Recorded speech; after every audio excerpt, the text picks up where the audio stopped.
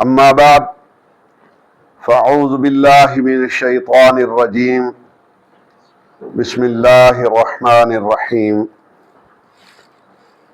ألف لام الله لا إله إلا هو الحي القيوم نزل عليك الكتاب بالحق مصدقا لما بين يديه وأنزل التوراة والإنجيل من قبل هدى للناس وأنزل الفرقان إن الذين كفروا بآيات الله لهم عذاب شديد والله عزيز ذو انتقام إن الله لا يخفى عليه شيء في الأرض ولا في السماء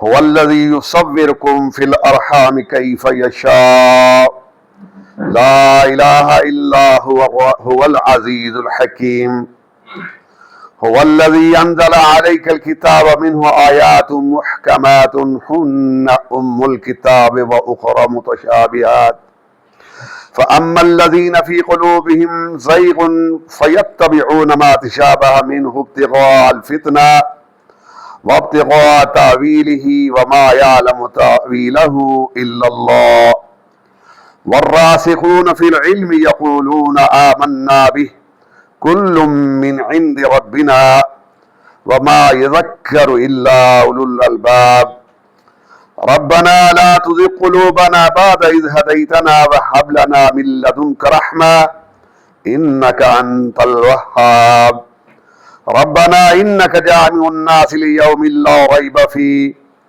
إن الله لا يخلف الميعاد صدق الله مولانا العظيم رب اشرح لي صدري ويسر لي أمري واحلل عقدة من لساني يفقهوا قولي اللهم صل على سيدنا ومولانا ونبينا محمد وعلى آل سيدنا ومولانا محمد وبارك وسلم وصلوا علیہ. انتہائی واجب الاحترام عزیز دوستوں اور بھائیوں، سورہ آل عمران کی پہلی 9 آیات میں نے آپ کے سامنے تلاوت کی ہیں. یہ پہلا رکوع ہے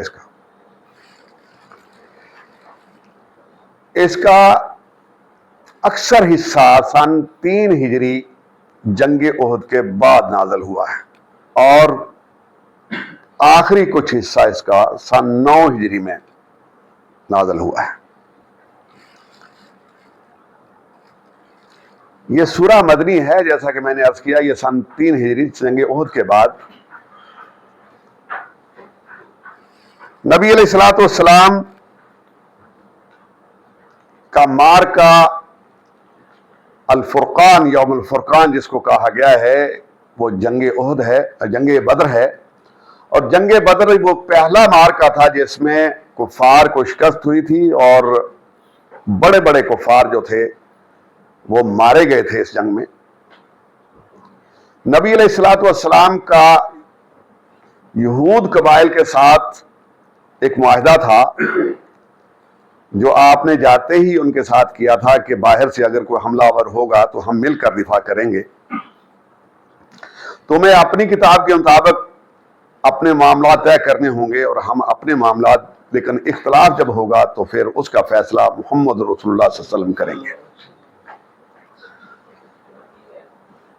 یہود کی فطرت میں کیونکہ بدعہدی ہے، جب جنگ بدر میں یہ زبردست شکست ہوئی کفار مکہ کو، تو بجائے اس کے کہ یہ لوگ محمد رسول اللہ صلی اللہ علیہ وسلم کا ساتھ دیتے، کیونکہ توحید اور رسالت میں مشترک تھی، یہ مشترکات تھیں مسلمانوں میں اور یہودیوں میں، لیکن یہ کم بخت جو تھے یہ مشرکین کے ساتھ جا کر مل گئے، بلکہ ان کو باور کراتے رہے کہ تم زیادہ حق پر ہو مسلمانوں کے بنسبت.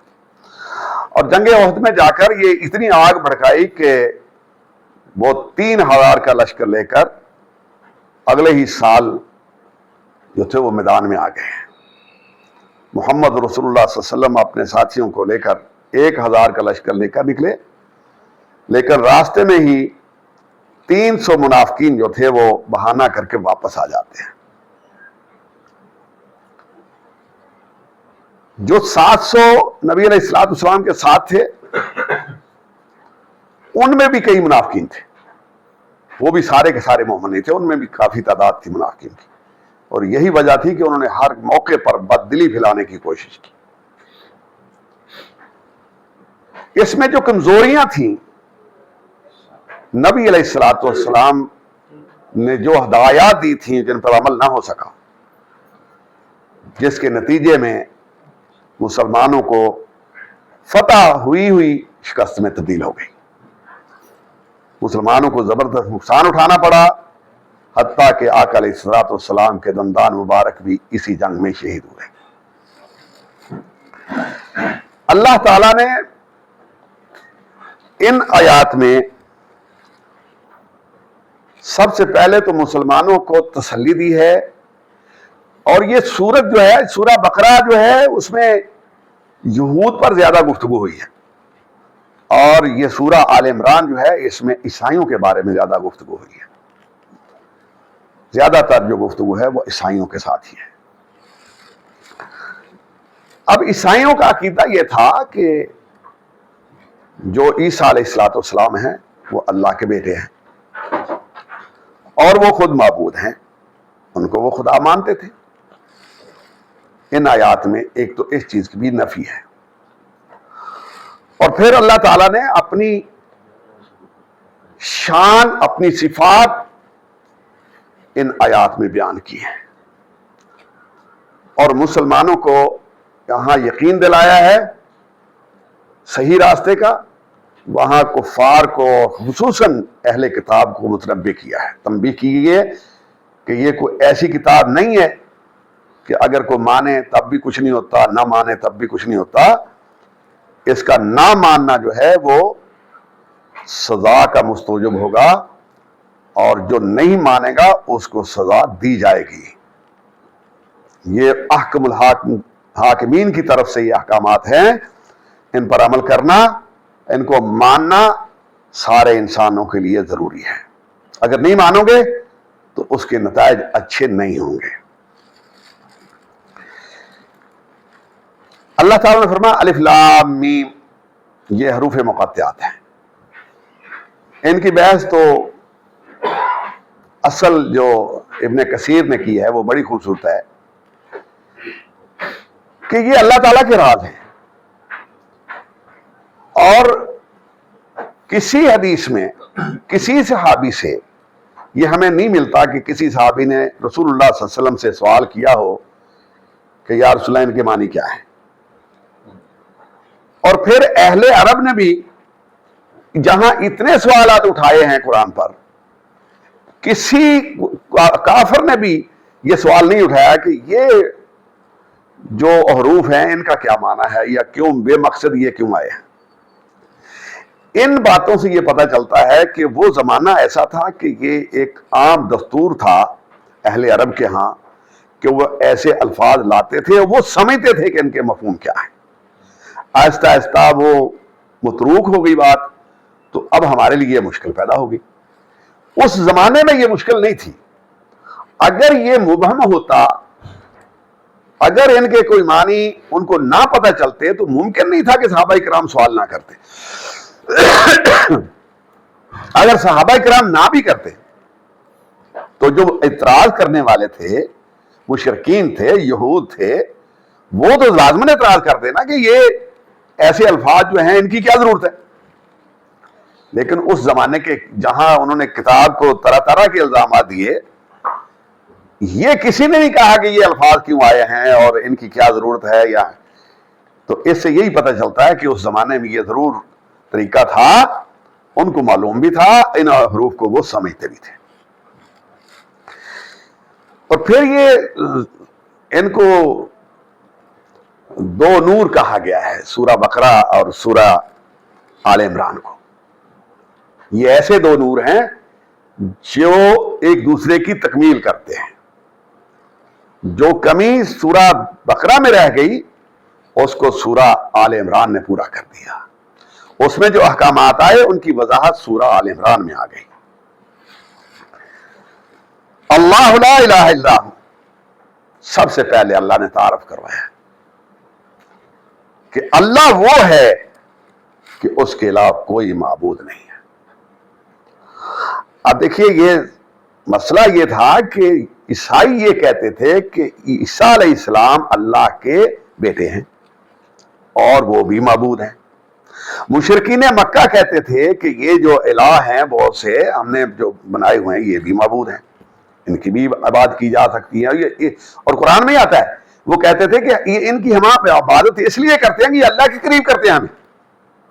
وہ ایک اللہ کے نام سے وہ اچھی طرح واقف تھے کہ اللہ کون سی ذات ہے، کون سی ہستی ہے، اس کی صفات کیا ہے، وہ اللہ سے واقف تھے۔ اس لیے اللہ کا اسم لا کر، اس میں ذات لا کر کہا گیا اللہ وہ ہے کہ اس کے علاوہ کوئی معبود نہیں ہے۔ گویا نہ عیسیٰ علیہ السلام، نہ عزیر علیہ السلام، نہ کوئی فرشتہ، نہ کوئی جن، کوئی نہیں ہے اس کے علاوہ الہ، وہ ایک ہی ہے، وہ اکیلا معبود ہے، اکیلا ہی عبادت کے لائق ہے، اس کے ساتھ کسی قسم کی شرکت ممکن ہی نہیں ہے۔ الحی القیوم،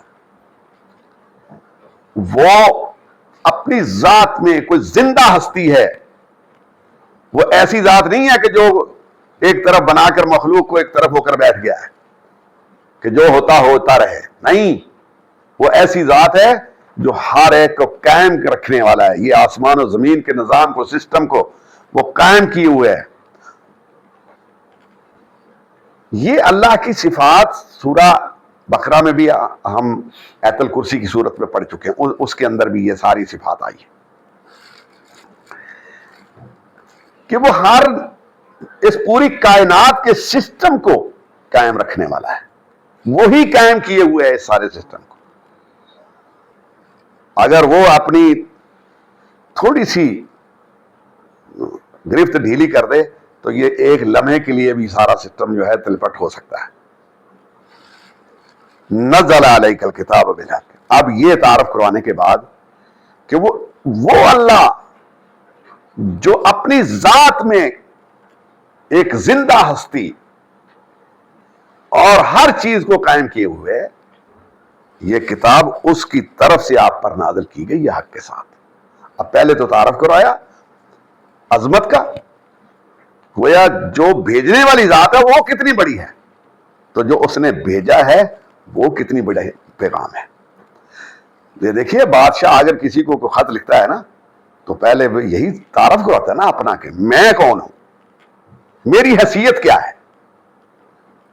تاکہ اس خط کا پتہ چلے کہ وہ خط کون سی ذات ہے اور اس کی اہمیت کیا ہے۔ اللہ تعالی نے پہلے اپنی ذات کا تعارف کروایا ہے کہ وہ ذات جس کے ساتھ کوئی شریک نہیں ہے، کوئی معبود نہیں ہے، کوئی عبادت کے لائق نہیں ہے کسی طرح بھی، اس نے آپ پر اس کتاب کو حق کے ساتھ نازل کیا ہے۔ پھر اس کتاب کی یہ صفت ہے مصدقا لما بین یدیہ، جو بھی اس سے پہلے کتابیں نازل ہوئی ہیں یہ کتاب ان کی تصدیق کرتی ہے۔ اب یہ جو موجودہ تورات ہے، وَأَنزَلَ التَّوْرَاةَ وَالْإِنجِيلَ، اسی نے تورات اور انجیل کو اتارا ہے اور تورات اور انجیل کی تصدیق کرتی ہے۔ اب دیکھیے جو موجودہ تورات اور انجیل ہمیں نظر آتی ہے نا، یہ نہیں ہے تورات جس کی قرآن تصدیق کرتا ہے۔ اصل میں ان کے اندر وہ آیات ہیں جن کو اللہ نے تورات اور انجیل کہا ہے، ان کی تصدیق کرتا ہے۔ اگر تورات کو ہم دیکھیں تو اس کے اندر وہ تو حضرت موسیٰ علیہ السلام کی پوری سیرت اس میں بیان کی گئی ہے، ان کے واقعات لکھے ہوئے ہیں، لیکن وہ آیات جن میں یہ آتا ہے کہ وہ خدا بند خدا کہتا ہے تو اس سے پتہ چلا یہ اللہ کا حکم ہے۔ ایسی بہت سی آیات تورات میں ہیں، ایسے ہی بہت سی چیزیں انجیل میں بھی ہیں جن کی یہ قرآن اگر ان کو نکال کر کوئی آدمی چھانٹی کر کے دیکھے تو وہ بہت قریب ہے قرآن کے احکامات کے، وہ آج بھی ان کے اندر وہ آیات موجود ہیں۔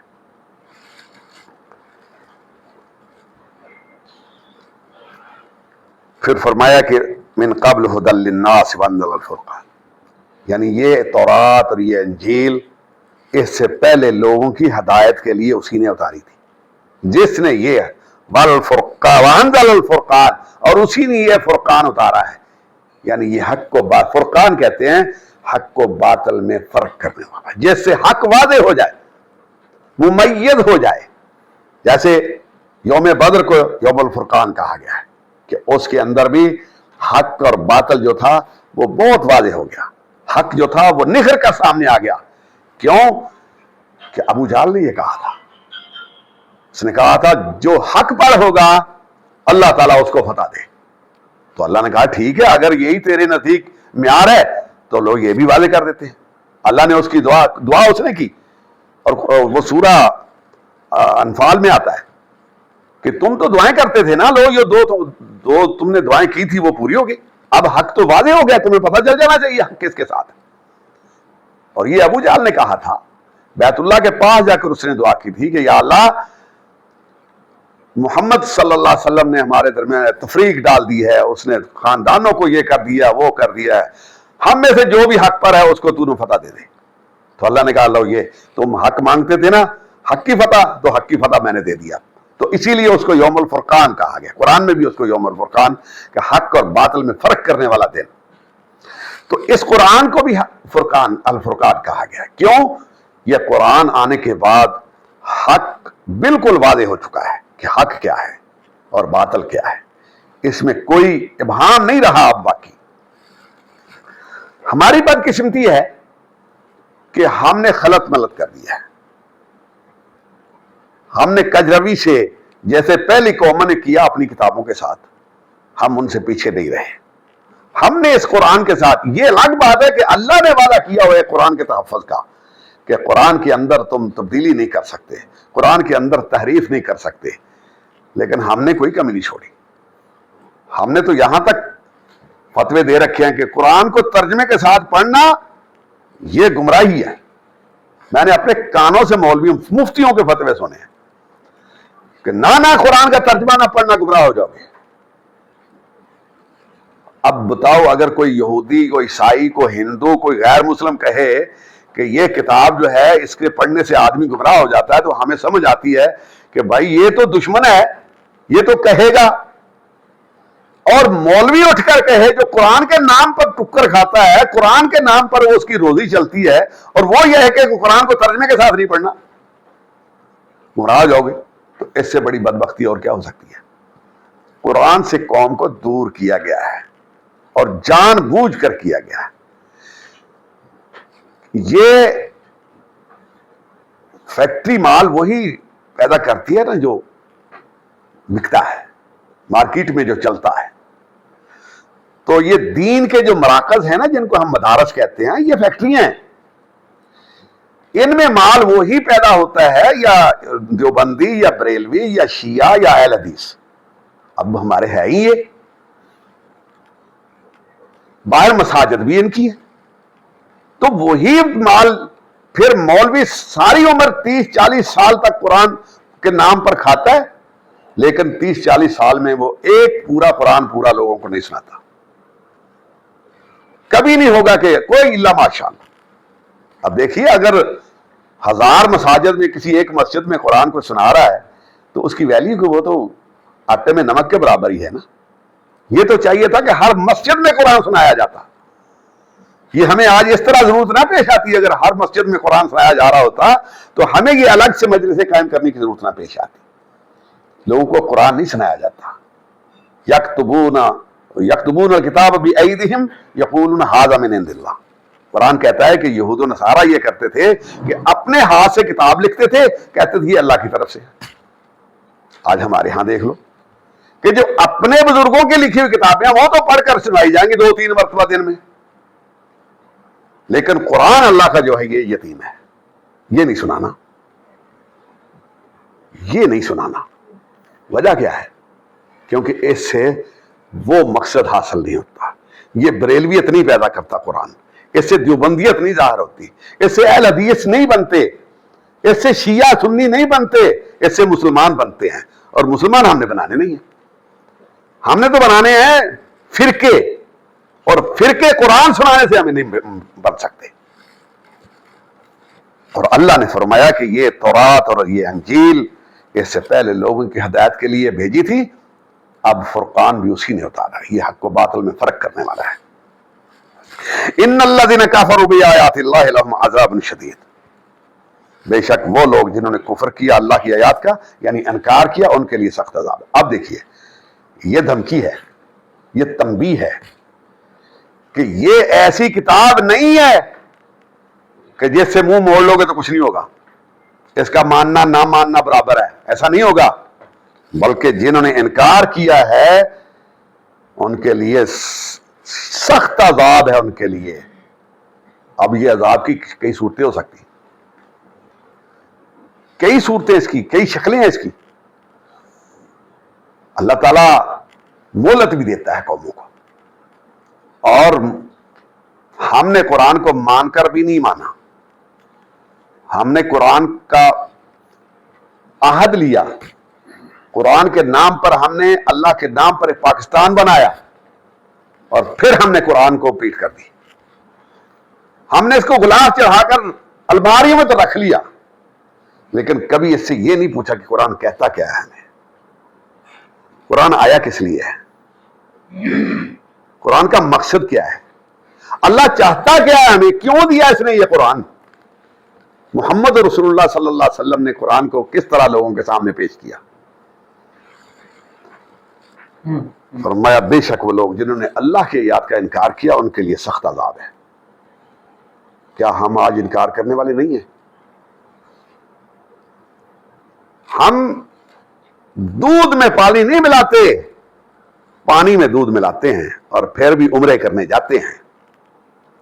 ہم 6 نمبر کی دالیں بیچتے ہیں اور عمرے کرنے ضرور جاتے ہیں، حج بھی ہر سال کرتے ہیں، چلے بھی لگاتے ہیں. تجارت میں بددیانتی ہے، بینکوں میں سود کاری ہے، مومن ہم پھر بھی پکے پکے ہیں. ہمارا سارا کاروبار سود پر مبنی ہے، ہماری معیشت سود پر ہے. اور اللہ تو کہتا ہے یہ سودی کاروبار اللہ کے رسول کے ساتھ جنگ ہے. ایک طرف ہم اللہ کے رسول کے ساتھ جنگ کی حالت میں، ایک طرف عمرے کیے جا رہے ہیں. حج میں بڑی تعداد ہوتی ہے، لاکھوں کے حساب سے ہم ہوتے ہیں.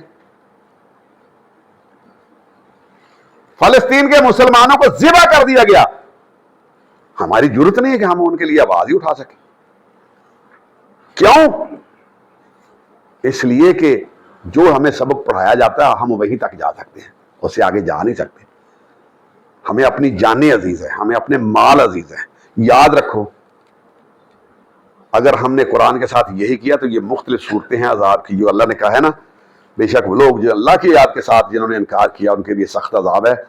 یہ مختلف صورتیں ہیں عذاب کی، آپس کے اختلافات یہ ایک عذاب، یہ سلاد یہ ایک عذاب، یہ مختلف جگہ پہ جنگ جو ہمارے پر مسلط ہو رہی ہے یہ بھی ایک عذاب کی صورتیں ہیں.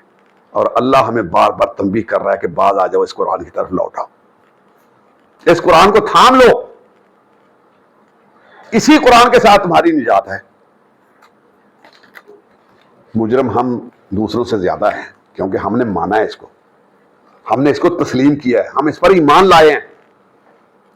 جنہوں نے نہیں مانا وہ تو نہیں مانا نا، وہ تو مجرم ہیں، وہ تو کہتے ہیں ہم نہیں مانتے، اور ہم تو کہتے ہیں ہم مانتے ہیں پھر اس کو مانتے نہیں ہیں.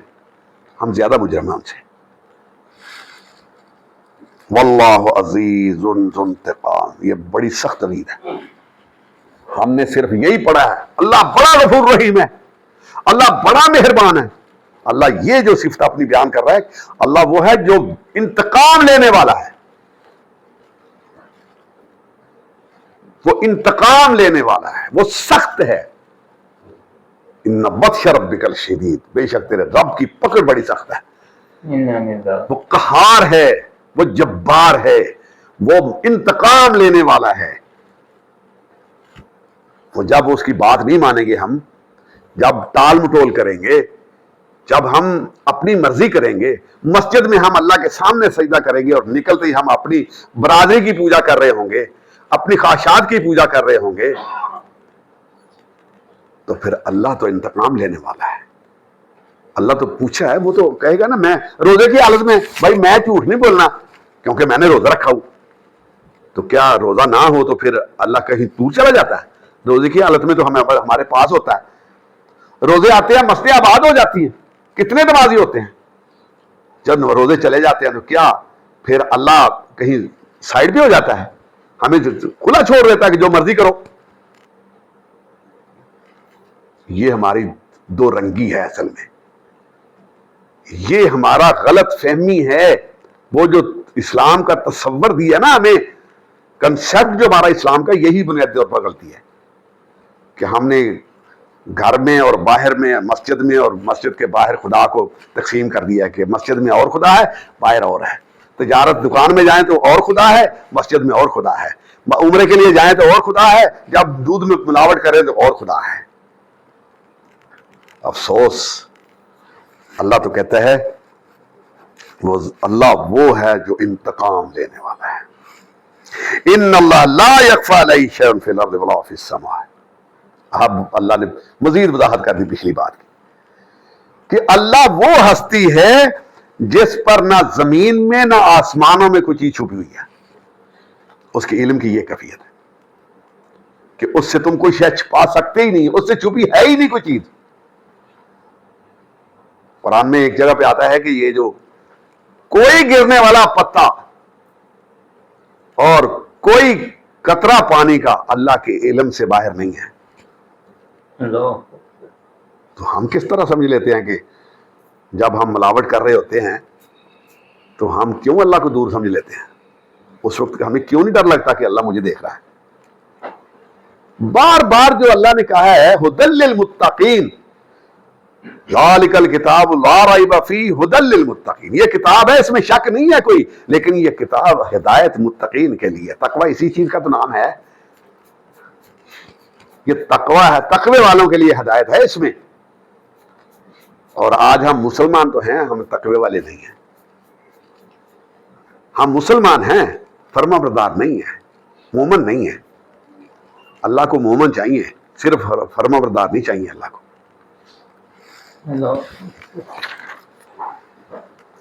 پھر اللہ نے ایک اور دلیل دی ہے، هو الذی یصورکم فی الارحام کیف یشاء۔ وہی تو ہے جو تمہاری شکلیں بناتا ہے، تمہاری تصویریں بناتا ہے تمہاری ماؤں کے پیٹوں میں، وہی ذات ہے۔ اب دیکھیے عیسیٰ علیہ السلام کے الہ ہونے کی نفی کر کہ عیسیٰ علیہ السلام بھی ماں سے پیدا ہوئے نا، تو جس کی تصویر بنائی گئی، جس کو ماں نے جنا ہے، وہ معبود کیسے ہو سکتا ہے؟ وہ معبود نہیں ہو سکتا جس کو ماں نے جنا ہے، کیونکہ ماں کے پیٹ میں وہ الہ ہے، وہ معبود ہے، وہ اللہ ہے جو تمہاری شکلیں تصویریں بناتا ہے۔ کیسا کاریگر ہے وہ؟ اربوں انسان ہیں، اربوں، کسی ایک انسان کی شکل دوسرے سے نہیں ملتی۔ شکل تو دور کی بات ہے، یہ جو انگوٹھے کی لکیریں ہیں یہی نہیں ملتی ایک دوسرے کے ساتھ۔ یہ بال جو ہے نا، بال یہ نہیں ملتے، دیکھنے میں ایک جیسے ہیں، لیکن وہ خردبین میں دیکھیں اس کو، ہر شخص کا بال دوسرے سے مختلف ہے، ہر انسان کا بال دوسرے سے مختلف ہے۔ وہ اتنی بڑی ذات ہے۔ لا الہ الا هو العزیز الحکیم۔ فرمایا کوئی الہ نہیں ہے اس کے لیے، اس کے سوا کوئی معبود نہیں ہے۔ وہ زبردست حکمت والا ہے، یعنی وہ کوئی الل ٹپ نہیں چلا رہا، اس کا سارا کام حکمت پر متناجع ہوتا ہے، حکمت کے ساتھ ہے۔ وہ غالب بھی ہے، زبردست بھی ہے، لیکن حکیم بھی ہے۔ اس کا ہر حکم جو ہے اس کے اندر حکمت ہوتی ہے۔ اگر کسی کو ڈھیل دے رہا ہے تو اس میں بھی حکمت ہے۔ کسی کو اس نے غربت میں مبتلا کیا ہے تو اس میں بھی حکمت ہے۔ کسی کو اگر اس نے لمبی بیماری میں مبتلا کر دیا ہے تو اس میں بھی حکمت ہے۔ اگر کسی کو صحت سے آزما رہا ہے تو اس میں بھی حکمت ہے اس کی، کیونکہ وہ عزیز الحکیم ہے۔ هو الذی انزل علیک الکتاب منہ آیات محکمات ہن ام الکتاب۔ فرمایا وہی ہے جس نے آپ پر کتاب کو اتارا ہے، اس میں سے کچھ آیات محکمات ہیں، یعنی محکم آیات ہیں، وہ بڑی واضح ہیں، ان کے اندر کوئی ہیل حجت نہیں ہے، ان کے مفہوم میں ابہام نہیں ہے، ان کا سمجھنا مشکل نہیں ہے جتنی احکامات کی آیتیں ہیں. کسی آیت کے اندر کوئی ابہام نہیں. کیا حرام ہے کیا حلال ہے دو ٹوک ہے. کس جرم کی کتنی سزا دو ٹوک ہے. کوئی ابہام نہیں ہے. لیکن فرمایا وَأُخَرَ مُتَشَابِهَاتٌ. دوسری ایسی آیات بھی ہیں جو متشابہات ہیں. متشابہ ایک سے شبہ والی ہے, ان کے اندر شبہ بھی پایا جاتا ہے. ایک تو یہ ہے, ایک ہے متشابہات وہ ملتی جلتی ہیں. اب بہت سی چیزیں ایسی ہیں جو ہم سمجھ نہیں سکتے, جن کو چھو نہیں سکتے, جن کو دیکھ نہیں سکتے, جن کو سونگ نہیں سکتے, جن کو چکھ نہیں سکتے, اپنے حواس کے ساتھ جن کو ہم محسوس نہیں کر سکتے. مثال جنت ہے. اب جنت کے لیے ہمارے پاس کوئی ایسا ذریعہ نہیں کہ ہم دیکھ سکیں, مرنے کے بعد ہی جنت دیکھ سکیں گے. تو اس کا جو تصور ہم سمجھ سکتے ہیں نا, اللہ نے وہ الفاظ استعمال کیے قرآن میں ہمارے سمجھانے کے لیے. لیکن وہ جنت جو ہے ان الفاظ سے بہت آگے ہے.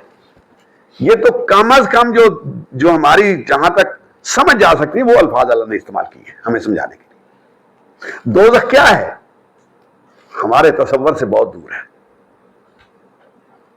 لیکن اللہ نے ان کو ہمارے جو وہم میں جو خیال میں آ سکتا تھا یا جہاں تک ہماری سوچ جا سکتی تھی, جن الفاظ کو ہم سمجھ سکتے تھے, اللہ نے وہ استعمال کیے. اسی طرح اللہ نے اپنے ہاتھ کا ذکر کیا ہے. تو ہم نہیں سمجھ سکتے, یہ اس کی قدرت ہی ہے. اللہ نے اپنے چہرے کا ذکر کیا ہے, ہم نہیں سمجھ سکتے. یہ متشابہات چیزیں ہیں جن میں ہماری عقل سے ماورا ہیں وہ چیزیں, ہم وہاں نہیں پہنچ سکتے. لیکن فرمایا یہ محکمات جو ہیں ہن ام الکتاب, یہ اصل میں کتاب کی اصل یہی ہیں جو واضح احکامات پر مبنی ہیں, جن کا ہماری زندگی کے ساتھ تعلق ہے, وہ محکمات ہی ہیں. جو متشابہات ہیں ان کا سمجھنا ہمارے لیے ضروری نہیں ہے.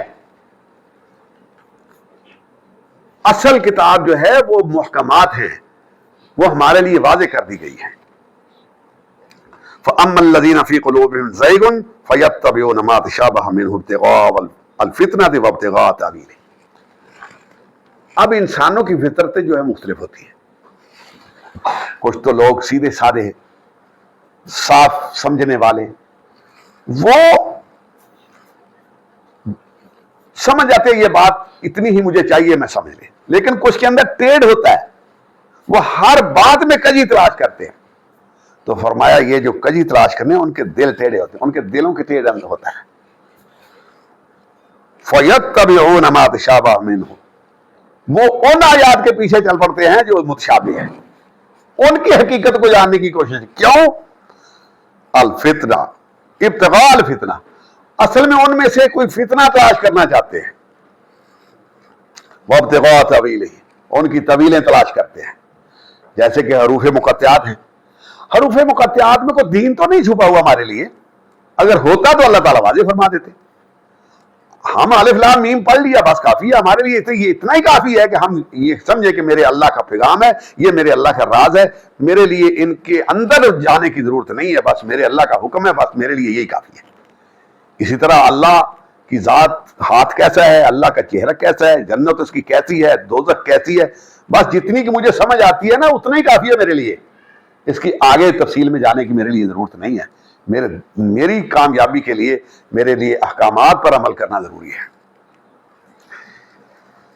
وَمَا يَعْلَمُ تَأْوِيلَهُ إِلَّا اللَّهُ, اللہ نے فرمایا ان کی تعویل یعنی ان کی وضاحت سوائے اللہ کی کوئی نہیں جانتا. وَالرَّاسِخُونَ فِي الْعِلْمِ, جو علم میں پکے لوگ ہیں نا, يَقُولُونَ آمَنَّا بِهِ, وہ کہتے ہیں ہم اس پر ایمان لاتے ہیں. جیسا میں نے عرض کیا کہ ہمارے لیے یہی کافی ہے کہ ہم بس اللہ نے کہا ہے جنت ہے, ہم مانتے ہیں اللہ ہے ہمارے رب, ہاں تیری جنت ہے, تیری دوزخ بھی ہے, تیری ذات ہے جیسے تیری ذات ہے, ہمیں اس میں پڑھنے کی ضرورت نہیں ہے. وہ کہتے ہیں کل من عند ربنا, یہ سب کچھ ہمارے رب کی طرف سے, جو کچھ قرآن میں آیا یہ سارا کا سارا ہمارے رب کی طرف سے ہے. وما یذکر الا اولو الالباب, نصیحت تو فرمایا صرف عقل مند ہی حاصل کرتے ہیں. عقل مند اللہ نے کن کو کہا ہے؟ جو احکامات کو قبول کرتے ہیں, احکامات پر عمل کرتے ہیں, ان کو اللہ نے عقل مند کہا ہے. دیکھیے عقل مند وہ ہے جو اپنی آخرت کو سنوارتا ہے، جو تھوڑے نقصان کے لیے زیادہ فائدہ حاصل کر لیے تھوڑا نقصان کر لیتا ہے، وہ عقل مند ہے۔ آپ دو طرح کے انسان ہیں، کچھ ایسے دنیا کو سارا کچھ سمجھتے ہیں،